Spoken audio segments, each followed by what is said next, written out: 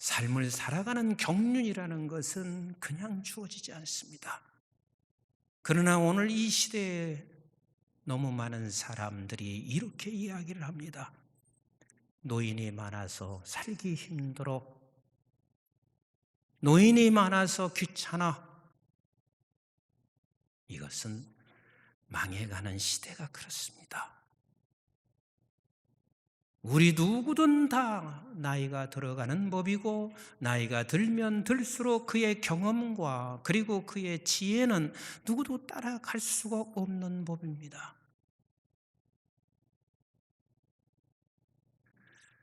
어떤 부모님이 자녀 넷을 키우고 있었어요. 그 자녀 넷 중에서 둘째가 조금 더 잘 살기도 하고, 그래서 둘째는 늘 부모님에게 이런저런 필요한 것들을 공급해 주었어요. 그런데 아버지가 돌아가시게 됐습니다. 근데 본인이 사주었던 구두와 외투를 한 번도 열어보지 않은 채 그대로 입는 거예요. 아들이 속상했습니다. 아니, 아들이 사줄 텐데 뭘 이것을 아끼느라고 이것을 쓰지 않았냐고, 왜 이것을 신지 않았냐고. 그때 어머니가 말을 합니다. 애야, 너희 막내가 제대로 살지 못하잖아. 그래서 막내가 떠들다 돌아오면 그 막내 아들 준다고 구두를 뜯지도 않았단다. 외투를 뜯지도 않았단다. 이게 부모의 마음입니다. 혹자는 이렇게 생각할 수 있습니다. 정말 저 사람이 내 부모 맞아? 저 사람이 내 아버지 맞아? 내 어미 맞아? 그런데 왜 그렇게 이야기하나요? 어떤 때는 정말 부모가 부모 같지 않을 때도 많이 있어요. 그래서 우리가 가끔 자라면서 정말 나는 어디서 주워온 사람 아닌가 생각할 때도 없지 않아 있어요. 근데 그때 부모는 내 자식을 더 잘 자라가기 위해서 냉정해질 때도 있습니다. 훈계합니다. 그리고 내칠 때도 있습니다. 나는 더 이상 너를 자녀라고 말하지 않을 거야. 이렇게 말 안 한다고 해서 자녀가 아닌가요? 그만큼 부모는 자녀에 대한 생각, 오직 자녀가 잘 되게 하고자 하는 이 마음이 부모의 마음이에요. 1983년 연말이 됐습니다. 저는 독일로 유학을 떠나게 됩니다. 저희 어머님이 저를 조용히 부르셨습니다. 어머님께서 이렇게 말씀하셨습니다. 석순아, 안 가면 안 되겠나? 엄마가 도와줄 수 있는 힘도 없고 안 가면 안 되겠나? 어머니, 여기까지 왔으니, 여기까지 준비했으니 다녀오겠습니다. 그때 저희 어머님이 하신 말씀을 저는 평생 잊을 수가 없어요. 엄마가 죽었다 말하여도 절대로 네가 하던 일을 마치지 않았으면 돌아오지 말아라. 이게 어머니의 마음이에요. 공부를 마친 후에 제가 돌아와서 들은 이야기요. 어머님께서 새벽 기도를 가다가 그만 독사에 물리셨습니다. 새벽 기도 가다가 독사에 물렸으니 그냥 예배 마치고 그리고 돌아올 때까지 이 양반이 새벽 기도 가서 독사 물렸다는 소리를 하지 않기 위하여 시간을 지체하다 보니까 이미 그 독이 다 퍼져서 허리 밑으로 퉁퉁 부어 있었다고 그래요. 급하게 응급실 청량리 성모병원으로 가셨는데 성모병원에서 딱 보더니 하는 이야기가 살 수가 없습니다. 이미 독이 다 퍼졌습니다. 그런데 혹시나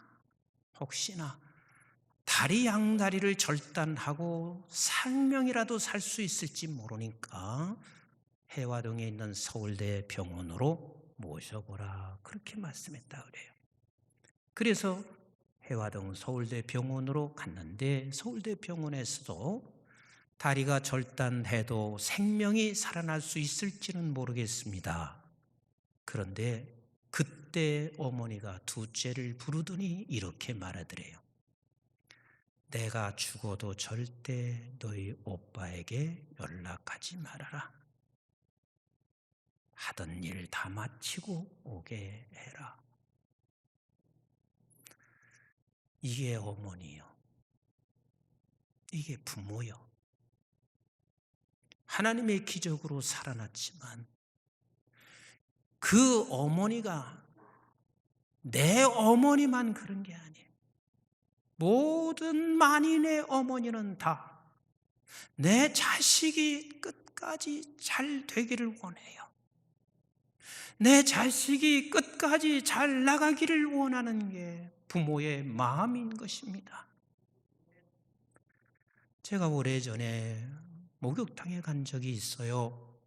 그런데 목욕탕에서 보니까 아주 흉측한 문신을, 온몸에 문신을 한 아버지와 그리고 중학교 1, 2학년쯤 되는 아들같이 보였습니다.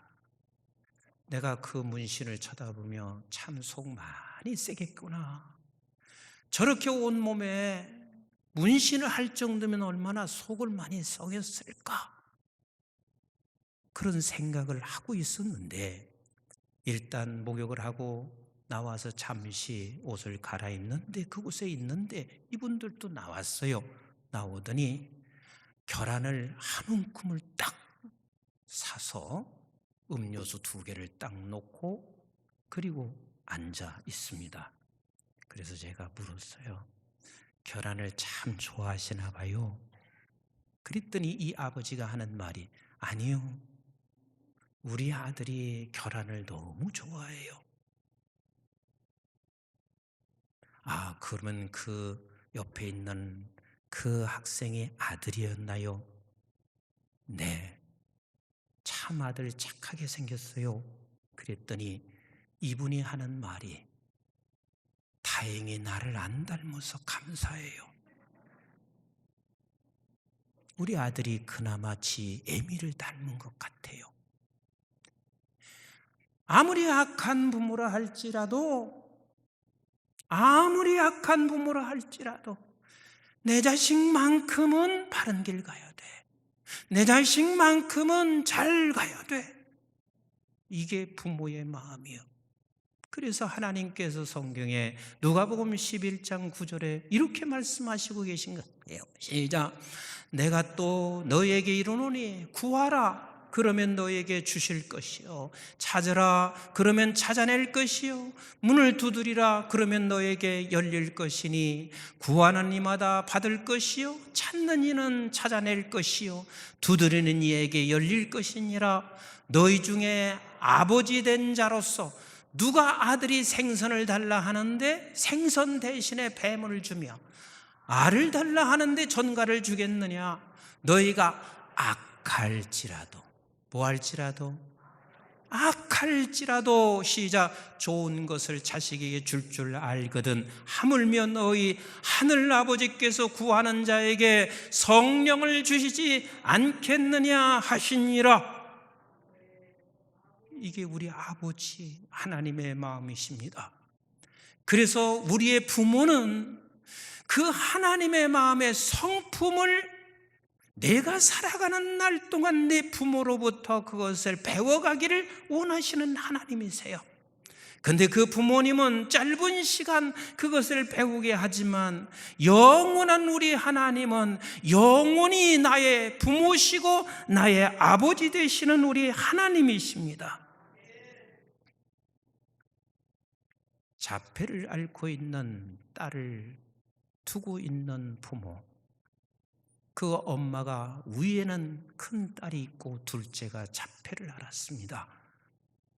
그런데 이 엄마 마음은 자폐를 앓고 있는 그 딸이 더 마음이 가는 거예요. 누가 특별히 더 사랑해서가 아니라 이는 앞으로 살아갈 일이 막막해요. 그래서 더 손이 갑니다. 다른 불평도 있습니다. 그래서 그 잡혀 앓고 있는 아이를 가끔 가다가 큰 딸에게 맡긴 후에 엄마는 또 일터로 나갑니다. 큰 딸은 마음이 속상합니다. 그런데 이 엄마 생각은 이 자폐를 앓고 있는 아이가 혼자 어떻게 하면 살 수 있을지를 늘 고민하는 거예요. 그리고 내가 죽고 나면 누가 이 아이를 키울까 생각하여 어머니는 계속해서 돈 벌어 적금을 넣고 있습니다. 어머니가 나이 들었습니다. 그리고 큰딸에게 부탁합니다. 얘야, 미안하다. 네 동생을 부탁한다. 그런데 네가 경제적인 문제까지 책임질 수 없으니 적금 통장을 내밀면서 이것으로 동생 양육하는 데 써주어라. 이게 부모예요. 이게 부모의 마음이요. 이게 부모의 마음이요. 우리 하나님께서는 이스라엘 백성들을 불러내시고 이제는 이스라엘 백성들을 선택해 내 자식으로 삼은 이스라엘 백성들을 결단코 버리지 아니하시고 이제는 하나님께서 모세를 끝없이 설득하여 바로 앞에 섰어요. 바로 앞에 선다는 자체도 모세에게는 어마어마한 용기예요. 하나님이 용기를 주지 않았으면 바로 앞에 설 수가 없어요. 그런데 그 바로 앞에 섰는데 그렇게 쉽게 바로가 무너지지 않아요. 그러나 모세에게는 우리가 쉽게 읽어가고 있는 이 본문의 말씀이 모세에게는 하루하루가 쉽지 않은 과정을 통과해 가고 있습니다. 여러분, 한번 14절을 다시 읽어보실까요? 시작. 여호와께서 모세에게 이르시되 바로의 마음이 완강하여 백성 보내기를 거절하는도다. 지금 이 완강한 상황이 어떤 상황이냐면 모세가 바로 앞에 서서 지팡이를 던졌더니 그게 뱀이 돼요. 그러면 모세는 내 지팡이만 뱀이 됐으면 조금은 더 힘을 얻을 수 있을 것 같은데 아니 바로도 마술사를 불러서 집을 던져니까 그것이 뱀이 됐어요. 그래도 모세에게 위안이 되는 게 있었을 겁니다. 자기가 던진 그 뱀이 마술사가 던진 뱀을 집어삼켜요. 용기를 내서 바로 앞에 말을 했을 것입니다. 우리 백성들을 여호와를 섬길 수 있도록 내보내달라. 그러나 조금도 움직이지 않습니다. 완강합니다. 철벽 같은 바로. 어쩌면 모세는 무너질 수 있을 거요. 절망할 수 있어요. 낙심할 수 있었을 거예요. 그런데 조금 더 읽어보실래요? 시작. 아침에 너는 바로에게로 가라. 보라, 그가 물 있는 곳으로 나오리니. 그랬습니다. 아침에 가라 하는 말은 모세가 지금 쉽지 않습니다. 이 밤에 그는 고민하고 있었을 그 모세를 향하여 하나님은 말씀하세요. 아침에 가라. 그리고 하나님은 미리 알고 계십니다. 아마도 바로가 강가에 나오게 될 거야. 시작. 그를 맞으며 그 뱀 되었던 지팡이를 손에 잡고 그에게 이르기를 히브리 사람의 하나님 여호와께서 나를 왕에게 보내어 이르시되 내 백성을 보내라. 그러면 그들이 광야에서 나를 섬길 것이라 하였으나 어려운 말을 또 다시 되풀이하고 있습니다. 그렇지만 바로가 쉽게 무너지지 않습니다. 그러나 우리 하나님은 포기하지 않습니다. 17절 같이 봐요. 시작. 여호와가 이같이 이르노라. 네가 이로 말미암아 나를 여호와인 줄 알리라. 볼지어다 내가 내 손의 지팡이로 나일강을 치면 그것이 피로 변하고 나일강에 고기가 죽고 그 물에서는 악취가 나리니 애굽 사람이 그 강물 마시기를 싫어하리라 하라. 여호와께서 또 모세에게 이르시되 아론에게 명령하기를 네 지팡이를 잡고 내 팔을 애굽의 물들과 강들과 운하와 못과 모든 호수 위에 내밀라 하라. 그것들이 피가 되리니 애굽 온 땅과 나무 그릇과 물 돌그릇 안에 모두 피가 있으리라. 우리 한번 따라서 합시다. 아버지이신 하나님은, 부모 되신 하나님은 다음을 계획하시더라. 앞이 막혀 있어요. 내가 지금 지팡이를 던졌는데 저들도 그렇게 뱀을 만들어요. 그렇게 많이 말을 해도 완강해요. 그러나 우리 아버지 되시는 하나님은 포기하지 않습니다. 그리고 다음 일을 계획하시는 우리 하나님이십니다.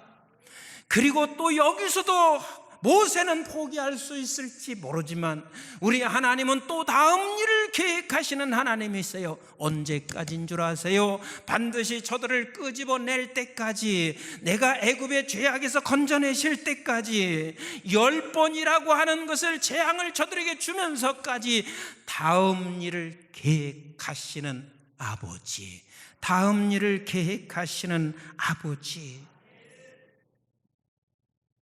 이분이 부모예요.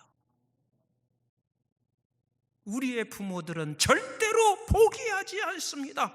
끝까지 또 다음 일을 계획하세요. 그래서 하나님께서 모세가 죽고 난 후에 이스라엘 백성들은 앞으로 정복해야 할 가나안 땅이 더 두렵습니다. 그때 여호수아에게, 이스라엘 백성에게 하시는 말씀이 여호수아 1장 5절 시작. 내 평생에 너를 등이 대적할 자가 없으리니 내가 모세와 함께 있었던 것 같이 너와 함께 있을 것임이니라. 내가 너를 떠나지 아니하고 버리지 아니하리니 평생에 너와 함께 하리라.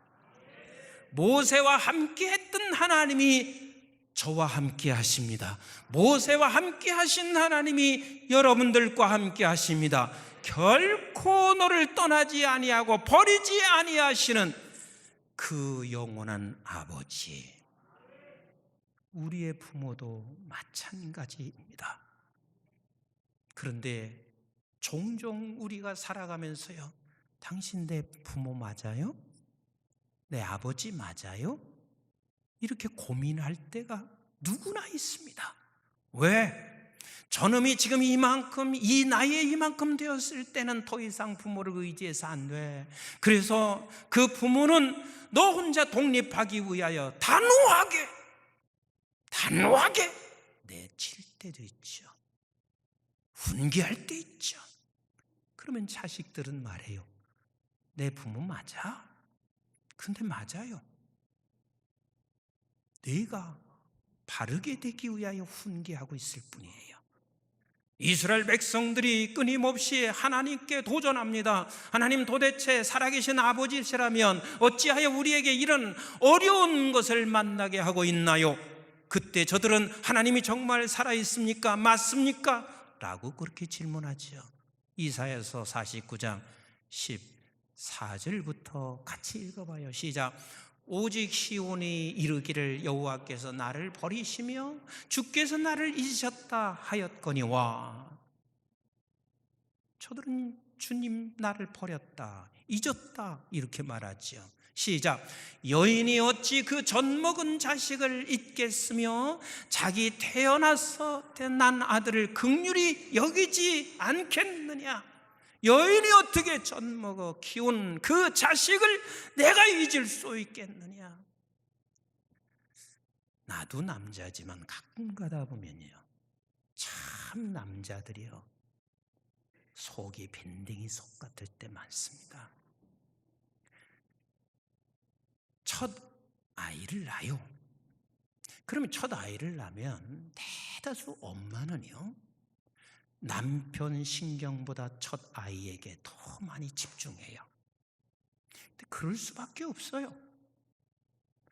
엄마와 아이는 하나예요. 하나예요. 근데 남자들은 뭐라 그러는 줄 아세요? 이 사람이 애 낳고 나서 변했다니까. 어떻게 애 낳고 나서 나한테 이렇게 등한히 하나? 이런 말을 해요. 남자들은 참 모자란 게 많아요.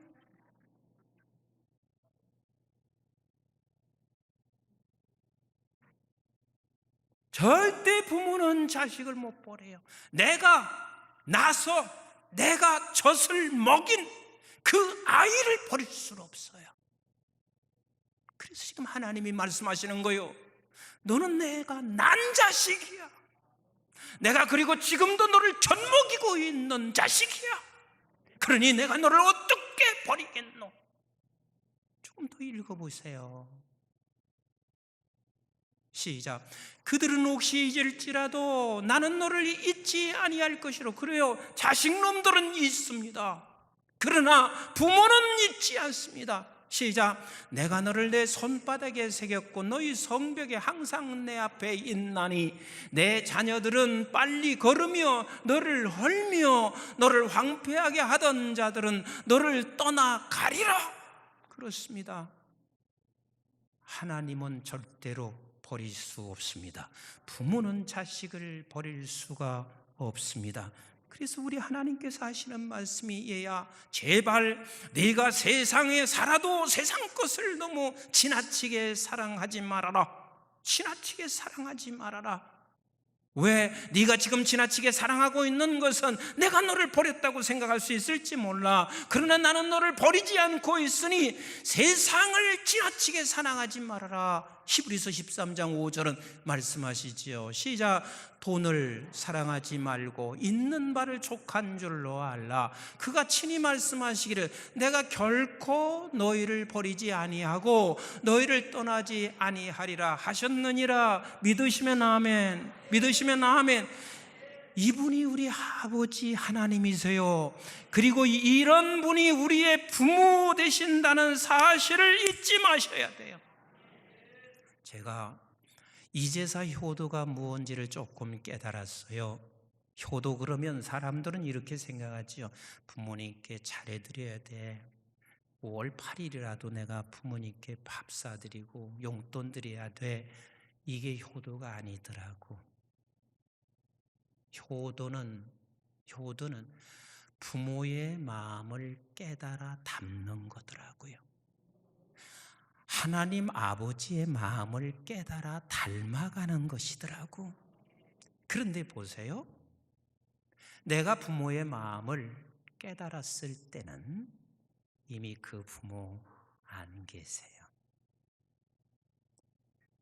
그 부모는 다 아세요. 그래서 이렇게 말하죠. 네가 애기 낳아봐라. 네가 자식 키워봐라. 벌써 아시는 부모예요. 네가 나에게 지금 그것을 알지 못하여 이렇게 대한다 할지라도 언젠가는 네가 깨닫는 날이 돼. 그래서 우리는 80이 돼도 90이 돼도 100살이 돼도 부모의 마음을 계속해서 깨달아 가는 거더라고요. 그리고 닮아가는 거요. 하나님의 마음을 깨닫고 아버지를 닮아가는 거요. 사랑하는 성도 여러분, 저와 여러분들이 정말 부모의 마음을 잘 깨달아 그 부모를 닮아가 우리 지구촌의 수많은 사람들을 부모의 마음으로 대할 수 있는 우리가 된다면 이거보다 더 부모가 바라는 게 있을까요? 네가 하나님의 마음을 알아서 하나님을 닮아가 온 지구촌을 껴안고 사랑하며 저들을 향하여 지금도 여전히 변함없이 사랑하시는 그 하나님의 마음을 가지고 살아갈 때보다 우리 하나님이 더 기쁨이 있으실까요? 우리는 끝까지 진정한 부모로 가정에서나 교회에서나 내 공동체에서 살아내기를 주의 이름으로 축원드립니다. 여러분, 한국교회가 부모의 마음을 닮아 부모가 되지 않으니까 교회가 교회답지 않아요. 교회가 교회답지 않은 거예요.